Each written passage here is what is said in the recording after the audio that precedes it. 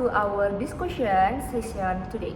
I am Adinda Dwi Utami and sitting across from me is Rahma Amelia Dwi Utami. We are recording this episode inside classroom after our final lecture of the day.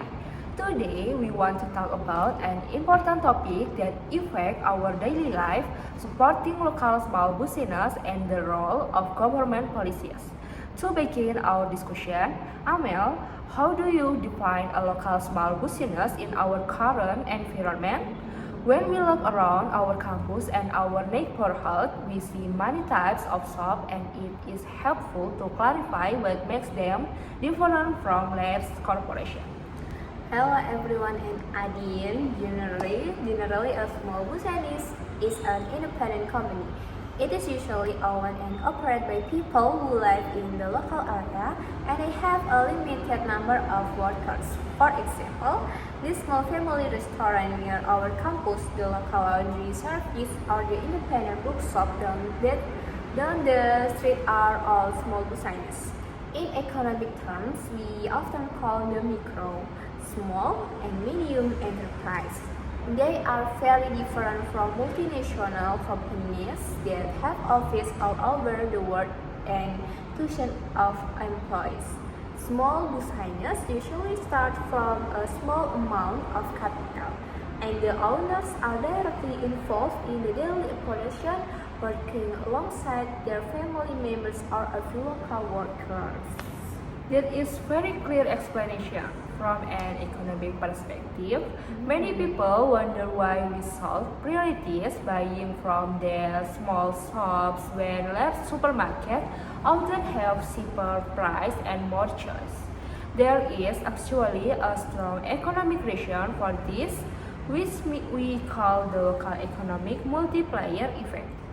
This simply means that when you spend your money at a local business, that money stays inside the community and continues to move around to help other people.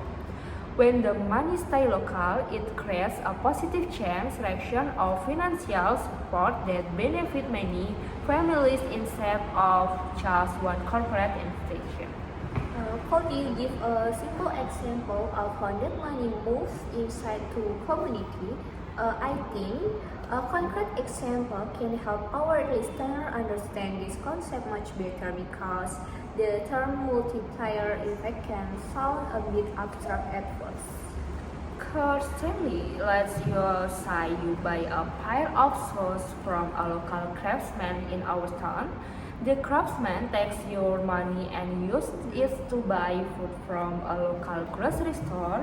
Then the grocery store owner uses the money to pay a local student who works there part-time. The student then spends that money on transportation or campus material. As you can see, your money circles around the same geographic area and help multiple people make a living. If you buy those same shoes from a giant global online platform, the profit leaves our town and goes a corporate headquarters in another country. The local community gets almost no benefit from the transaction except for maybe the delivery service. Oh, that makes perfect sense. When we choose local, we are directly investing in the financial security of our neighbors. Besides the economic benefits, I believe there are also important social benefits. Small businesses create a strong sense of community trust because the owner often know their customer personally. You can have a real conversation with a local shop owner, which is impossible when you use an automated self-checkout machine at a massive supermarket. Furthermore, small shops preserve our cultural identity by selling traditional food or handmade items that represent our heritage. If large global chains dominate every street, our cities will look exactly the same and we will lose our unique local culture, site, and tradition. I agree completely. Economic and cultural diversity are both essential for a healthy society. However, we must acknowledge that small businesses face very difficult challenge in today's market. Money independent shops structure auto survive for more than a few because the business environment can be very harsh. In your opinion, Amel, what is the primary challenge they face when trying to compete in the modern economy? The biggest challenge is competition for large corporations. Big companies have a lot of money and power, which allows them to buy materials in massive quantities. Because they buy so much at once, they get large discount, which lower their production cost significantly. This means they can sell their product at a very low price that small businesses cannot match. If a small shop tries to sell at the same low price, they will lose money and will not be able to pay their rent, electricity, or fire workers. This price gap makes it very difficult for businesses to attract budget-conscious customers. That is very true, and there is also the challenge of digital transformation. The modern market has changed quickly, and most consumers now prefer to use their smartphone to buy goods, order food, and pay digitally. Implementing this technology requires a budget and technical knowledge. A small business owner who manages everything alone often does not have the time or the skill to create an online shop, update a website, or connect with modern delivery applications. We see this often with older vendors who make excellent product but lost customers because they only expect cash and do not have an online presence. They become invisible to the younger generation of consumers. This is exactly why government intervention is necessary. Since small businesses face unequal competition and technological barriers, government policies can help create a fair environment. When we talk about government policies, we mean the official plans and rules that the government creates to manage the country and support its citizens. Adin, what kind of specific policies can the government use to support their small traders effectively?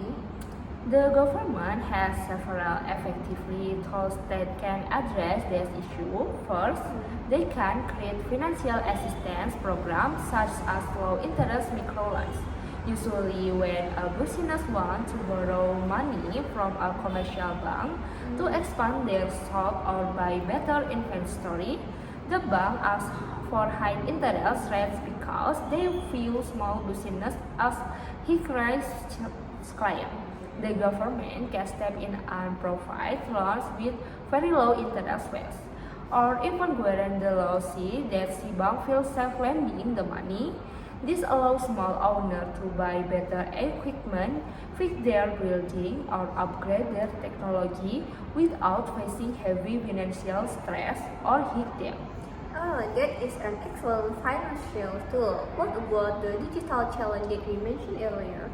How can public policy help older or less experienced vendors adapt to the internet economy so they do not get left behind? To solve the digital gap, the government can organize free digital literacy training program. Many departments of trade now collaborate with universities or technology companies to provide free workshops for small business owners. In this class, they learn how to take good photos of their product using their phones, how to create social media profile for marketing, and how to use QR codes for digital payment. This is a practical policy because it gives small business owners the knowledge and confidence they need to find new customers online and process transactions faster. I also read about zoning regulation in our economic class last week. Could you explain how zoning laws can protect small markets from being overwhelmed by large corporations? I think many people hear the word zoning but do not realize how it impacts local shops. Zoning laws are rules about how land and building can be used in a specific city or region. For example, a city government can pass a zoning policy that prohibits large modern supermarket or multinational retail chains from opening within a specific distance, like 2 kilometers from a traditional public market. This ensures that traditional vendors have an exclusive space to sell their fresh fruit, vegetables, and goods without being completely crossed by corporate competition. The government can use tax incentive, which means recording the amount of tax that small business how to pay, allowing them to keep more of their profits to reinforce in their growth. Those government policies are very useful, but we cannot rely only on the government to do all the work. As individuals and university students, we also have power and responsibility as consumers. Sometimes students think that they cannot help because they have a limited budget. But I believe we can make difference through small changes in our daily habits. For instance, instead of buying our daily coffee or snack from an international franchise chain, we can consciously choose to buy from an independent local vendor near our campus. The prices are often similar or even cheaper, and the money goes directly to a local person who might be working hard to pay for their education or support a family. That is a very realistic approach, Amel. We can also use our digital skill to help them. As university students, we are smartphone and social media is every day, which is second nature out to us. We can offer free promotion to small business. Tell me like if you have a good experience at a local restaurant, an independent clothing shop, or a laundry service, you can write a positive review online, drop a pin on a digital map so others can find it easily, or share a photo on your social media account. In the modern digital economy, positive online review and text are incredibly valuable for small shops because they can afford expensive advertising campaigns. That is an excellent point. A simple online recommendation costs us nothing but a few minutes of our time, but it can bring many new customers to a small business. We can also choose to buy a local product when we need to give gifts to our friend or family for birthdays or graduation. Buying a handmade notebook, a local clothing brand, or a traditional craft support the local creative industry and makes the gift more unique and meaningful. Compare a mass product item from a big apartment store. That thing is the end of our join today. Thank you, Amel, for the insightful conversation, and thank you to all our listeners for staying with us throughout this entire discussion. We hope this conversation help you understand this economic topic clearly and improves your English vocab and listening skill. Okay, thank you Adin and thank you everyone for listening me. We will see you in our next discussion. Bye bye.